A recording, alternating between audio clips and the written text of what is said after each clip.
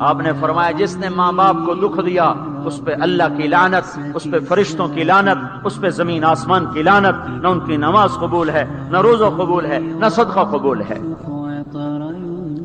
موسیٰ علیہ السلام نے کہا یا اللہ میرا جنت کا ساتھی کون ہے؟ اللہ نے کہا فلاں قصائی۔ قصائی نہ کوئی مجاہد، نہ غازی، نہ شہید، نہ کوئی مفسر، نہ کوئی ولی، نہ ابدال، قصائی۔ موسیٰ علیہ السلام دیکھنے گئے، قصائی عام قصائیوں کی طرح۔ وہ شام کو جب چلا تو تھیلے میں گوشت ڈال کے چل پڑا۔ موسیٰ علیہ السلام کہنے لگے تیرے ساتھ آ سکتا ہوں؟ کہا آ جاؤ۔ پہچانا نہیں اس نے یہ موسیٰ ہیں۔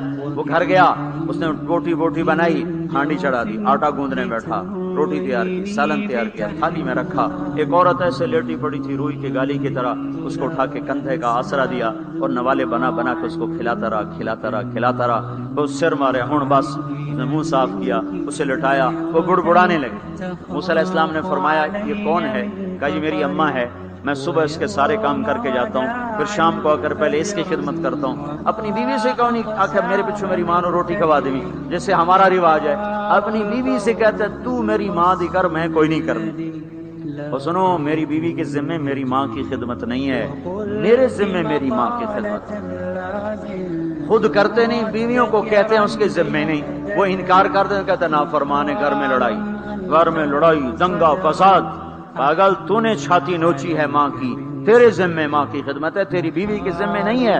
وہ کر دے، اس کا احسان ہے، کرنی چاہیے، نیکی ہے، اس کا احسان ہے، نہ کرے تو وہ مجرم نہیں ہے۔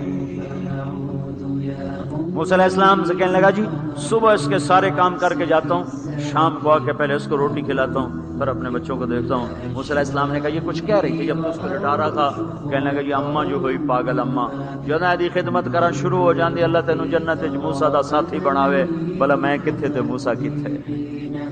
جب بھی اس کی خدمت کرتا ہوں شروع ہو جاتی ہے اللہ تجھے جنت میں موسیٰ کا ساتھ دے، بھلا جی میں کہاں، میں کسائی کتھے تے موسیٰ کتھے۔